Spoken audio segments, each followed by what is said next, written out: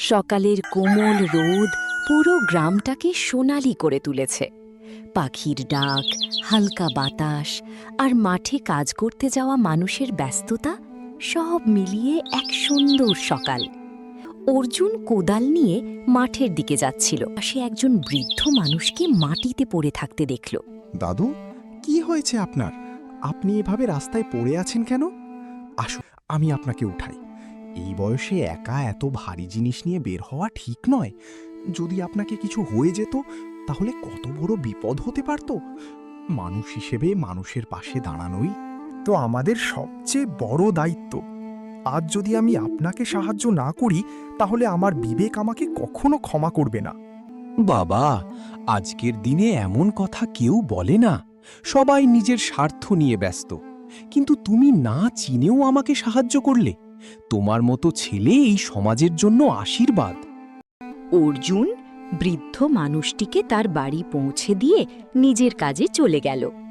অন্যদিকে নিজের বিশাল বাড়িতে বসে বিক্রম টাকার হিসাব করছিল। ঠিক তখন তার চাকর ভয়ে ভয়ে ভেতরে এলো। মালিক, গ্রামের কয়েকজন কৃষক এসেছে। এবছর বৃষ্টি কম হওয়ায় তাদের ফসল নষ্ট হয়েছে। তারা কিছু সময় চাইছে। সময়? কেন সময় দেব আমি? ব্যবসা কি দয়ার উপর চলে?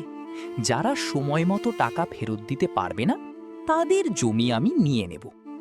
মনে রেখো, এই পৃথিবীতে সম্মান পায় শুধু সেই মানুষ যার কাছে টাকা আছে। গরিব মানুষের কান্নার কোনো দাম নেই। চাকর মাথা নিচু করে চলে গেল। বিক্রমের চোখে শুধু লোভ। সন্ধ্যাবেলা মাঠ থেকে বাড়ি ফিরছিল অর্জুন। হঠাৎ রাস্তার পাশে একটা বড় ব্যাগ দেখতে পেল। সে ব্যাগটা খুলতেই অবাক হয়ে গেল। ভেতরে অনেক টাকা আর কিছু গুরুত্বপূর্ণ কাগজ। এত টাকা!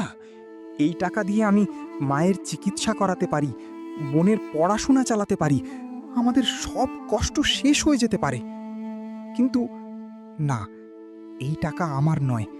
অন্যের জিনিস নিজের করে নেওয়া চুরি। আমি গরিব হতে পারি, কিন্তু চোর নই। যদি আজ আমি নিজের লোভের কাছে হার মানি তাহলে সারা জীবন নিজের চোখে নিজেকে ছোট মনে হবে। ব্যাগ হাতে নিয়ে অর্জুন মালিককে খুঁজতে বেরিয়ে পড়ল। কিছুক্ষণ পর পুরো গ্রামে খবর ছড়িয়ে পড়ল বিক্রমের টাকার ব্যাগ হারিয়ে গেছে।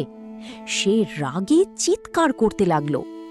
যে আমার ব্যাগ নিয়েছে সে যদি এখনই ফেরত না দেয় তাহলে আমি তাকে জেলে পাঠাবো। ওই ব্যাগে শুধু টাকা নয়, আমার গুরুত্বপূর্ণ কাগজও আছে। যদি ব্যাগ না পাই পুরো গ্রাম এর ফল ভোগ করবে। ঠিক তখনই অর্জুন সামনে এগিয়ে এলো।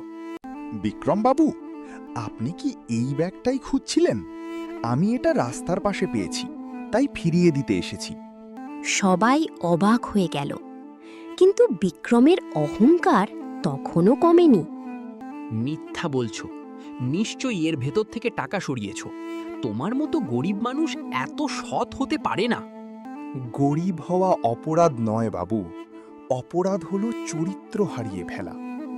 আমার ঘরে টাকা নেই, কিন্তু আমার মায়ের দেওয়া শিক্ষা আছে। আমি চাইলে এই টাকা নিয়ে অনেক দূরে চলে যেতে পারতাম, কিন্তু তাহলে আমি নিজের আত্মার কাছে হেরে যেতাম। মানুষের আসল পরিচয় তার পোশাক বা টাকায় নয়, তার সততায়। ঠিক তখন বিক্রমের চাকর সামনে এগিয়ে এলো।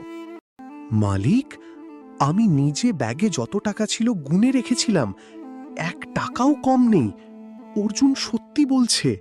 গ্রামের সবাই আনন্দে চিৎকার করে উঠল। অর্জুন আমাদের গর্ব। আজ সে প্রমাণ করে দিল সততার শক্তি সবচেয়ে বড় শক্তি। প্রথমবারের মতো বিক্রমের মাথা নিচু হয়ে গেল। অর্জুন, আমাকে ক্ষমা করে দাও।